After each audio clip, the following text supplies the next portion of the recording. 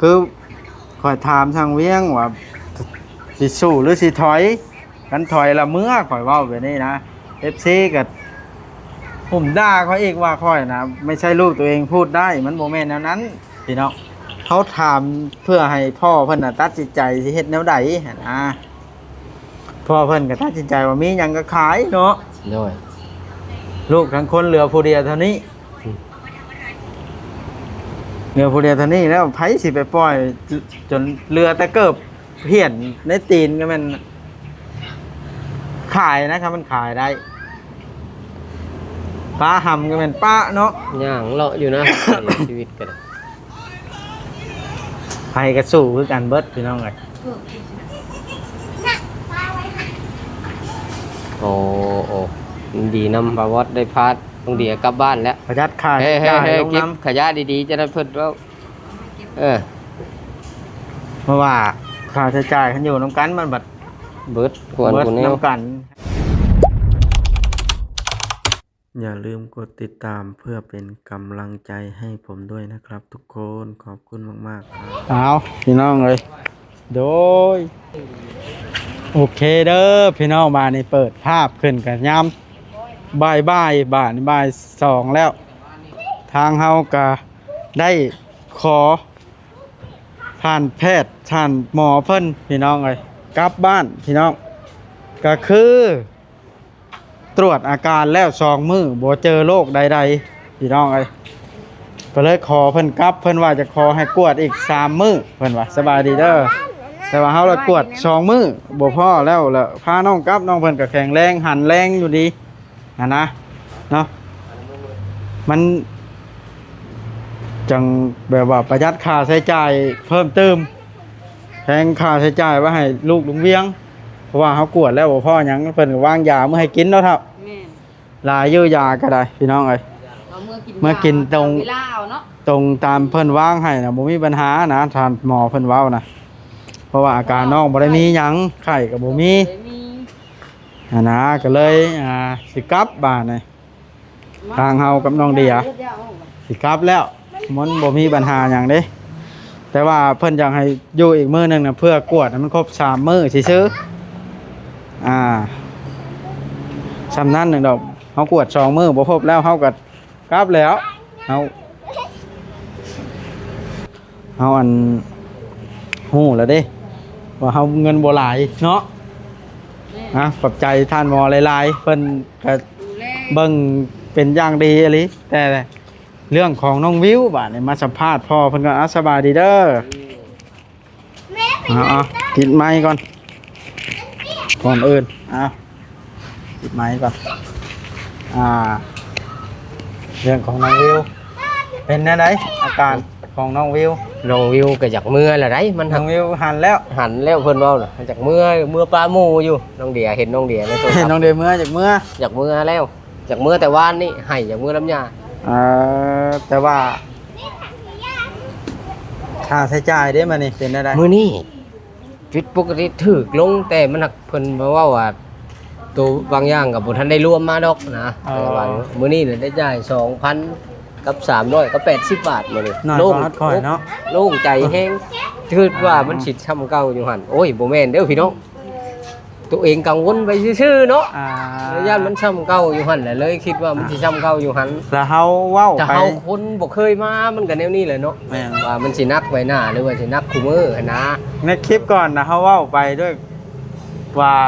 บน ย่านมันนัก ว่า ไปอยู่คือ ตี เก่า หมออย่างที่เขาบ่ได้ตีหมอ เอาบ่ได้ตีจักเทื่อขอบบุญขอบคุณเพิ่นด้วยช้ำไปว่าเพิ่นดูแล ซอย ดี น้องเวจนรอดนี่ก็ย้อนเพิ่นเฮาตีตัวเอง ทุก ว่าง่ายใช่เนาะ บ่มีงิ ตีตัวเองบ่มีเงินก็เลยเว้าออกไปว่าบ่อนนั้นแพงจุดเฮ็ดนั้นเฮ็ดนี่แพงเว้าออกไปของหันน่ะแท้จริงเพิ่นก็เฮ็ดตามหน้าที่ของเพิ่น เพิ่นบ่ได้รู้จักหรอกว่าแพงหรือบ่ เพิ่นบ่ฮู้จักว่าแพงหรือบ่แพงเพิ่นเฮ็ดตามหน้าที่เพิ่นแล้วเฮาตีน่ะที่บ่นออกไปตีตัวเองที่บ่มีเงินนี่ได้พี่น้อยเรื่องแพทย์เรื่องหมอนี่เฮาสาธุย่อมือยกมือใส่เก้าเท้าใส่หัวขอบใจเพิ่น โอ้ยขอบใจหลายๆ ถ้าบ่ได้เพิ่นนี่ลูกสร้างเวียงนี่สิรอดบ่เจ้าว่า ได้ไปพังดิน เรือผู้เดียวเท่านี้ก็สิบ่รอดแต่ว่าอาการน้องเพิ่นตอนนี้เด้ ดีขึ้นจนว่า จน มีกำลังใจนะว่าฉันมีกำลังใจอยากสู้ต่ออยู่ เอ่อ มันบ่ได้แย่ลงเด้ว่าบ่ถึง ว่า แม้คนข้างนอกบ่ได้เยี่ยมก็ตามแต่ผู้อยู่นํแบบข่อยนี่ข่อยว่ามันดีขึ้น โอ้ ตอนนี้ มีโอกาสสิหายนะ อ่า บ่แม่นว่าถึงยังอยู่ ICU ก็มีโอกาสสิหาย อ๋อ คำเป็นแบบนี้ต่อไปเรื่อยๆนะอาจสิดีขึ้น ค่าใช้จ่ายก็พอฟังอยู่เนาะ ค่าใช้จ่ายก็มื้อนี้ก็หันใจม่อนแน่เพราะว่าได้จ่ายเบื้องต้นก็ไปแค่จ่ายแล้วน่ะ2,380 บาทหนึง ระวัง แต่มันก็เพิ่นก็ยังบ่ได้เว้าดอกว่ารวมตัวนั้นตัวนี้เพิ่นเว้าว่ายังบางส่วนก็บ่ทันได้รวมมาดอกเพิ่นเว้านะแต่ก็มันก็สิบ่หลายเฮามือทำอิดดอก ระว่าสิไปหมื่นปลายพักกันให้แล้วผมหาเนาะ โยมไปปรึกษากันกับเมียว่าให้ละได้เมียให้แล้วโทรมาหายืมน้ำแม่ก็ให้แม่หายืมเงินให้กับแม่ก็โยจักสิไปหาอยู่สิได้ล่ะลูกเอ้ยเขาว่า ทางนั้นก็ได้ เลยก็ได้จะคืนจากใดนี่แล้วว่ามันสิหลายคือเก่าแล้วบ่ตกใจปานใดทำแบบ ช่วยกันผู้ละคืนนะว่าง่ายๆใช่เนาะ ทำแบบนี้ผู้ละคืนมันผู้ละ2-3,000คืนละ2-3,000มันก็โอ้ยสาธุนะมันก็มันไทยแบบนี้ ถ้าดูคำว่าคืนละ10,000 ปลายนะโอ้ยเป็นสิบ่จักแนวเฮ็ดพุ่นละ มันก็ไหวอยู่คันซ้ำนี่เนาะ ไหว เงินเบาลิเพิ่นก็ยังบ่ทันมาเนาะถ้าถามเพิ่นพร้อมเนาะ โดยเขาหลีเพิ่นมามื้อนี้ มาสู้ดีใจแล้วได้ยินข่าว ดีใจผู้อยู่นี่ก็ผู้สิ ได้ยินข่าวแบบนี้ดีใจแฮง ดีใจพร้อมน้องเดียได้ นั่นเดียวก็ได้กลับกวดจองมือบ่พบหยังก็ ครับ ดีใจ ดีใจเมื่ออยู่น้ำยาบ้านนี่ย่า ถ้าวิวเนี่ย คอยหลัง รอกวดอีกมื้ออื่นบ่บานนะอีก ร มื้ อ อหนึง กวดคู่มือนะจนกว่าเพิ่นสิได้ออกจากโรงพยาบาลน้องวิวนี่บ่แม่นว่ากูกวดมื้อนั้นมื้อนี้นะเพิ่นสิติดตามอาการกวดหาเชื้อพยาธิตรงที่มันสิเพิ่นปัวอยู่นี่นะลดลงบ่หรือใดๆนะเพิ่นว่าเพิ่นต้องได้กวดคู่มือ อ๋อ เพิ่นก็ให้ยาต้านเชื้อค่อยลงออกซิเจนเพิ่นก็ให้เบาลงแล้วมื้อนี้ก็สิว่ามันดีขึ้นนะแล้วก็ถามน้องว่าน้องเมื่อยบ่หั่นนี่เพิ่นถามว่าน้องก็ว่าบ่ได้เมื่อยหั่นนะ กินข้าวเด้ กินข้าวนี่ก็ยังปกติอยู่กิน5-6บวงแล้วก็อยากกินนม อ๋อ น้องก็บ่อยากกินข้าวปานใด แต่ก็ค่อนข้างสิดีขึ้นสิมีกำลังใจนี่แหละพี่น้องสามือมาฮอดทำอิฐลักๆแล้วเลยเห็นบ่ฮะให้เลาะทางอยู่แล้ว นี่มันกันเฮ็ดแล้วเนาะ จากน้อยเฮ็ดน้องบ่รอดแล้ว ยอมรับว่าแพทย์พยาบาลเพิ่นดีเนาะ ดีกับดูแลเก่งเพิ่นเก่งอยู่แล้ว ว่าวันใดผิดพลาดประการใดหรือว่าเว้าอันที่ว่า ว่าเอาแพงเอาหยังเนาะเขาก็บ่ได้ฮู้ ต้องขอโท เขา ษ บ่ได้ เพิ่น เคย เนาะ มาเนาะ เฮานึกว่ามันสิคือเก่าอยู่หั่นเฮาก็บ่ฮู้คือกันว่าดีขึ้นเพิ่นก็เอาน้อยลงเนาะ แม่น เฮาก็บ่ฮู้เด้ขอโทษขออภัยนะว่าบ่ฮู้ว่าเว้าไปว่ามันสิซ้ำเก่าอยู่หั่นเฮาก็บ่ได้ฮู้บ่ได้เคยมาแหละก็บ่ได้เคย FC บางคนว่าเพิ่นไปขอ ใช่ได้บ่ ขออันนั้นเพิ่นว่าไปขออัน ชวนรถบ่ ส่วนลดไปขออันพรจ่ายโอ้มันเฮาเป็นต่างอันดาวเนาะว่าง่ายๆซะมันก็บ่ได้แล้วเนาะ โดย บ่แม่นแนวมีแต่ว่า มีแต่ว่า ได้ยินแบบนี้แล้วก็ถือว่าโอเคแล้วเนาะ โอ้ย เพิ่นก็เอาใจใส่เฮ็บขอบใจเพิ่นหลายๆทางเวียงนะ ขอบใจเอลีละ ทานหมอเพิ่นน่ะเนาะตกใจเมื่อเช้านี่เฮาเห็นใบเสร็จของเฮาแล้วมารอรุ่นของน้องวิวแห่งสิเต็กของ แม่น คื ใบ น เซ็ตตัวนั้นใบเซ็ตทางวานนี่พ่อของเจ้าเนาะรวมตัวนั้นของก้อยก็มีแบบนั้นได้นี่เจ้าสิเบิ่งบ่ เออ ใบเซ็ตมันน่ะนี่ไปได้มาแล้วของไปนี่ตัวเก่าของอันนี่ หายามัน นี่ ถือว่าเป็นการดีใจให้หมอวิวกินดิ เอามา มันสิกินบ่ เอาไว้มันหลายมืออยู่มันต้องกินแหละบ่ให้กินแต่นมโอ้โล่งแห้งแล้วพี่น้องเลยคิดว่าส่วนที่ว่าบทเพิ่นพยาบาลเพิ่นบอกว่าบทท่านได้ร่วมกับมาว่ามันสิบ่นักหนาปานใดดอกคอยเบิ่งแล้วคำแบบนี้เพราะว่าเฮา มีหลายในผ่าเนี่ย มีให้แล้วลุงก็ได้แอบดึงของเพิ่นให้เพิ่นแจกให้รถแค่นึง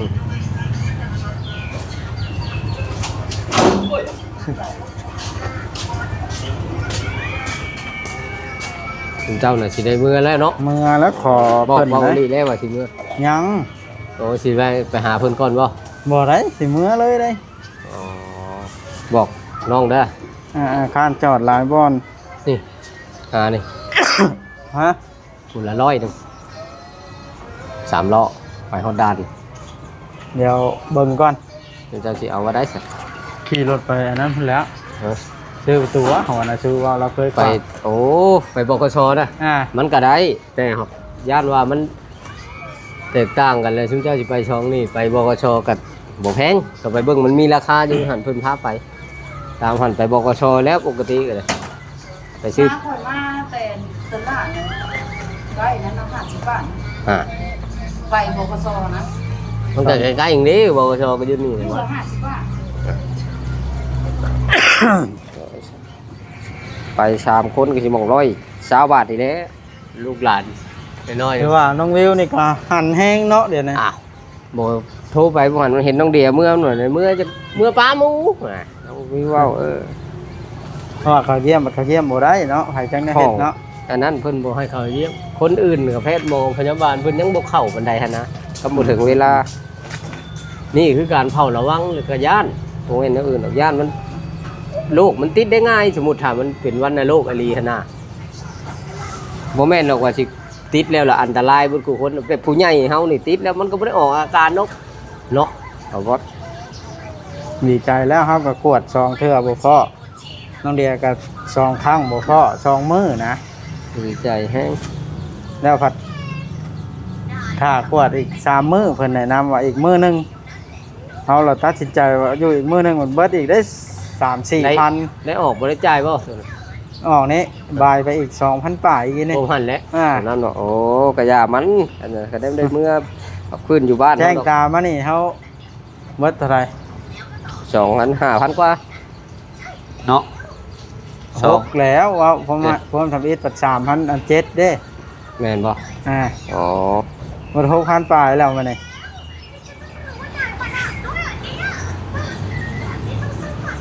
อย่ามันเพราะว่ามันจ่ายรวมเขาอะมื้อนี้เบิดมื้อเด้ของเจ้าเนาะมื้ออื่นพุ่น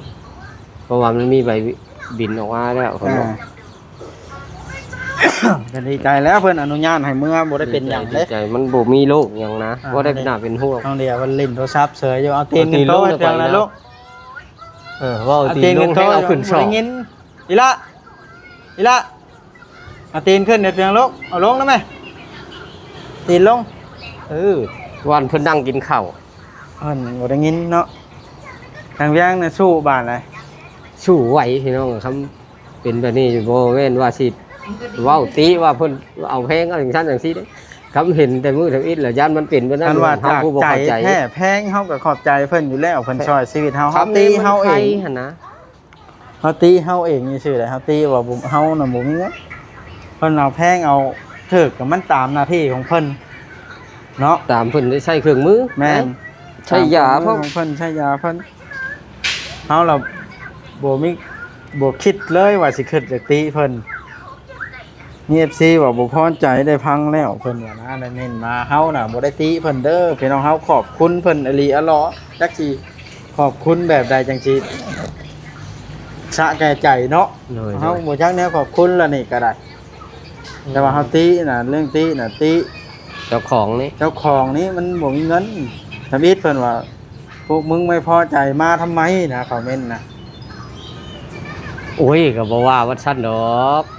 ก็พอใจให้แหล้ว พอเพิ่นคอมเมนต์ว่าเรื่องพอใจนะไผสิบ่พอใจมันให้พอใจแล้วฉันสิมาเฮ็ดแนวใด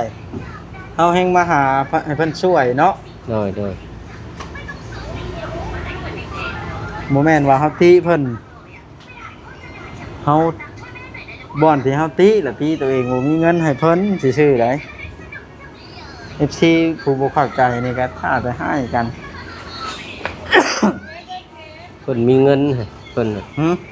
เพิ่นผู้ติเฮาน่ะเพิ่นมีเงิน เพิ่นละเว้าได้เด้ เพิ่นเว้าได้เพิ่นเว้าหยังเพิ่นก็เว้าได้คนมีเงิน คือคอยถามทางเวียงว่าสิสู้หรือสิถอยกันถอยละเมื่อคอยเว้าแบบนี้นะ FC ก็ผมด่าเขาอีกว่าคอยนะไม่ใช่ลูกตัวเองพูดได้มันโมเมนต์แนวนั้นพี่น้อง เขาถามเพื่อให้พ่อเพิ่นน่ะตัดสินใจสิเฮ็ดแนวใดหั่นนะพ่อเพิ่นก็ตัดสินใจว่ามีหยังก็ขายเนาะ โดย ลูกทั้งคนเหลือผู้เดียวเท่านี้เหลือผู้เดียวเท่านี้แล้วไผสิไปปล่อยจนเรือแต่เกิบเพี้ยนในตีนก็แมันขายนะครับมันขายได้ป้าหำก็เป็นป้าเนาะ ย่างเลาะอยู่นะ ชีวิตกัน ไผก็สู้คือกันเบิดพี่น้องเอ้ย โอ้โอ้ดีนำบาวอดได้พาดต้องเดียกลับบ้านแล้ว ประหยัดค่า เฮ้ ใช้ ยเฮ้ย จ่าย เฮ้ย ลง เก็บ น้ำ ขยะดีๆจะได้เพิ่นว่า เพราะว่าค่าใช้จ่ายขันอยู่น้ำกันมันบัด เบิดควร เบิด คนนี้ น้ำกันขันมีแล้วโฮมให้โมเดลให้แน่เนาะ โอ้มันหมอจำเป็นนะโฮมให้ผู้จำเป็น มันจำเป็นอันนี้มันบ่ได้จำเป็นมาได้มันบ่ได้ไข่บ่ได้อันนั้นได้เป็นไอธรรมดา เว้าง่ายๆพาน้องมากวดสุขภาพซื้อๆแล้วแต่เพิ่นหักสงสัยว่าให้นอนเบิ่งยามมันเป็นคือน้องวิวเนาะ เพิ่นละสงสัยเพิ่นอยากให้นอนยันมันเป็นคือน้องวิวซื่อย ามมันเป็นโรคติดต่อแล้วถ้าบ่หายขาดแล้วมันเมื่อบ่ได้เพราะว่ามันสิไปติดต่อใช้แพทย์ใช้เด็กคนอื่นอีกเนาะ ๆแต่ว่าเพิ่นกวดแล้ว2คืนเนาะ2มื้อ บ่มีหยัง ยังบ่มีหยัง เอาละ เพิ่นละอยากรออีกคืนนึงหั่นนะเฮาละตัดสินใจ กับอย่างหนึงก็ปัจจัยหนึงก็บัตรเฮาก็สิเบิดกระเทินไปต่อเนาะ มื้อ น้องปันหันนะ มื้อสุดท้ายได้บัตรมาเลย คือสุดท้ายคันสิไปต่อมาก็5-600ช่องผู้เมียมันก็สิเข้าพันอีกล่ะสมมุติหั่นนะ คืนหนึงอีกบัด คืนหนึงอีก 3-4,000อีกอยู่ เดี๋ยวเขาก็มาจ่ายตัวนี้อีก 2-3 พันอีกก็บวกเข้ากันนะหันแล้วมันหลายปัจจัยพี่น้อง บ่มีค่ารถมื้อเนาะ โดยบ่แม่นเนาะว่าน้องก็หันอยู่คำน้องบ่หันมันก็ได้สู้อยู่แล้วเนาะ อ่า คำว่ามันอันน่ะ ได้สู้อยู่แล้วคันว่ามันจำเป็นนะ เว้าลักๆมั่นใจว่าน้องเดียนี่บ่มีโรคไข้โรคติดต่อเนาะเดี๋ยวนี้ อืม มั่นใจนะที่เห็นนี่ก็ถือเอาเกิบเลยนางนะ ไม่ใช้ละเกิบนะ ชื่อเอานั้นเมื่อต้นอ้ายเฮาเด้อไก่ FC น้องกับอ้ายกับเอื้อยเฮาอยู่เพื่อน2คนเด้ออย่าลืม กำลังใจผู้นั้นกันเนาะถ้าอยู่เพื่อนนี่ อยู่ ก็ เพื่อน เผาเมื่อน้ำยา ย่าเผาคลองหลาน3คนหลานน้อย3คนแต่กี้มี4เนาะ เออ แล้วนี่นี่ เดี๋ยวสั่งคนเมาหมอมันกูคน หลานน้อยผู้แล่นตามหลังเล่าขนาด น้อยนะเนาะ เฮ้ยลุง อย่างเมื่อ พาลุงก่อน จะได้ล่ะจากเมื่อแห้งละ เอาเมื่อพากันเมื่อดีขึ้นคู่มืออะไรย้อมแล้วว่าหมอเก่งอะไรขอบบุญขอบคุณเพิ่น ว่าวจนบ่จะเป็นเนาะ ปัดแต่ก็แม่น ฮะ มาหมอบ่ทัน อ่ะ อ่ะ หมอก็การันตีว่าร่างกายน้องเกือบสิบ่ไหวเนาะมือทวิตเนาะ เมื่อมานะ ไผสิบ่ตกใจ ชิด เอาให้อยู่แล้ว ชิดแล้วก็ต เอา ก เลยหม ใจ อไว้ โอ้ย เห็นอาการน้องเป็นแบบนั้น แต่มาได้ยินนั่นว่าเป็นวันนั่นโลกนั่นเลขว่าฉันให้ตกใจ เราบัดกลุ่มเสียงเราเมื่อบัด หอม มา น้อย เพื่อกับคนป่วยเนาะ อ่า คือเพิ่นนั่นน่ะมาแล้วเพิ่นเมื่อแล้วเพิ่นอุ้มลูกโลดเพิ่นโดยบ่ได้ทำความสะอาดกระตุ้งกระโตนะเพิ่นก็บ่ได้คะนิ่งใจ มาแล้วเพิ่นว่าแฮงเป็นนั่นเป็นนี่เพิ่นละตกใจยันลูกเพิ่นติดแฮง ถ้าจริง ลูกเพิ่นบัดน้อยเด้ ถ้าจริงก็บ่ได้แห้งเนาะเฮาก็บ่ได้ติดนะน้องเดียก็บ่ได้ติดเนาะบ่ได้บ่ได้มีใครติด พวกนี้แฮงไปลูกไปยังอยู่ ตอน นำ นี้ กัน ให้ แล้ โยว ว น้ำกันกินน้ำทุกเดียวกันยังบ่ได้ติดจักคนนะ มันบ่แม่นเชื้อโรคติดต่อเนาะ บ่แม่นเชื่อเราติดต่อขาพังเพิ่นเว้ามาอื่นนี่แล้วเนาะ โดย บ่แม่นแล้วจังบ่ติดจักคนหั่นนะ บ่แม่นแท้เขากินอยู่นำกัน เฮานี่เพิ่นสงสัยที่สุดเฮาไอเด้เปิดกวดยังบ่มีหยังน้องเดียก็บ่มีหยัง เอามือน้ำเด้อหมอนนะโตมันบ่ เจ้า มี คือ บ่อน บ่ ไว้ ขึ้นนอนเอาโอเคเด้อสนะลุงยังเฮาเมื่อก่อนเด้อบาดในสู้ต่อเด้อทางในมีหยังก็โทรหากัน โดยขอบ พุ่นละ ขบคุณ เอากะ หมอเพิ่น มีหยังเฮาก็สิความมาใหม่ความมาอัน มาเยี่ยมถ่าย เยี่ยม มันบ่ได้ น้อง เมื่ วิ อ ว ง่ายเนาะ เฉยๆบ่าเนี่ยถ้าบ่ได้เมื่อง่าย เดี๋ยวถ้า ถ้า เมื่อง่ายก็สิเซฟค่าใช้จ่ายไว้จ่าย ถ้ามีผู้ ให้ ช เนาะ ดช่วยเข้ามาเฮาก็โอนความมาเอาเนาะ โดย แล้วหั่นแลกเงินโอนเงินอยู่ไทย หม นี่ อแรกก็มันต้องมีผู้มาอยู่แล้วสมเจ้าสองคนบ่ผู้หนึงกับผู้หนึงแบบเอาโอ้หรือว่าเอานี่มันต้อง แม่นๆเฮาต้องเที่ยวไปเที่ยวมา ผู้หนึงนะ ชมกัน บ่มื้อหนึงสองมื้อก็ได้มาผู้หนึงเอาสิบางทีเงินเฮาอาจสิบ่พอเฮาบัดสิโอนใจไผเฮาบัดฮู้ไผแถวนี้เฮาก็ได้ อ่า ผมถือความมามันก็บ่ได้นั่งหนาแบบต่างมาเยี่ยมเลยมาผู้เดียวมันก็ค่าใช้จ่ายมันก็ต่ ต่างเขามาเอาบทเรียนถ้าเกิดมันเป็นอย่าง ลูกหลานที่ว่าดีเช่าแล้วก็มันอาจสิเป็นอีกเฮาอาจสิได้มาทันควันบาดนี้บ่แม่นได้ว่าสิมาทันการทันหยังเฮาอาจสิโบดเยอะยะไปน้ำคลินิกที่ว่า มันน้อยเนาะ น้อยแล้วก็บทได้มาตรฐานคือเพิ่นเว้าลิ้นเว้าหัวกันแบบ FC เว้าหั่นนะก็แม่นคืออันมากวดแต่ละหม่องมันก็บ่คือกันเบิดดอกพี่น้องเอ้ยแต่อยู่ไสเพิ่นก็เก่งคู่บ้องเนาะว่าว่า เก่งครูบอลแต่ว่า เก่งครู เครื่อง บอล เทคโนโลยีมันต่างกัน เทคโนโลยีเครื่องมือมันอาจสิแตกต่างกัน ถ้ามันได้เครื่องมือคือกันเบิดนี่อาจสิเก่งทำกันเบิด อ พุ่น ยู่ แหละ ใส่ก็ได้แค่ อยู่ เครื่อง ใส่ มือ ก็ได้ อยู่บ้านนอกเขาถ้ามีเครื่องมือเบิดก็คือสิเก่งคือกัน เก่งเก่ง แบบแพทย์หมอเพิ่นสิหา ถ้าว่าลายมันยืดยาวเนาะ โอเค สิกลับกันบาดนี่ โอ้ยโชคดีน้องเดีย สบายดี สบายดีเอ้ยเดี๋ยวสิได้เมื่อป้า ครับแล้วพายเอากระเป๋าอีกละ อย่าลืมชื่อไก่ FC เมื่อตอนอ้ายเฮากับเอ้ยเฮากับย่าเฮาเด้อ ไอ้ลายเฮาไอเวียเฮา เออ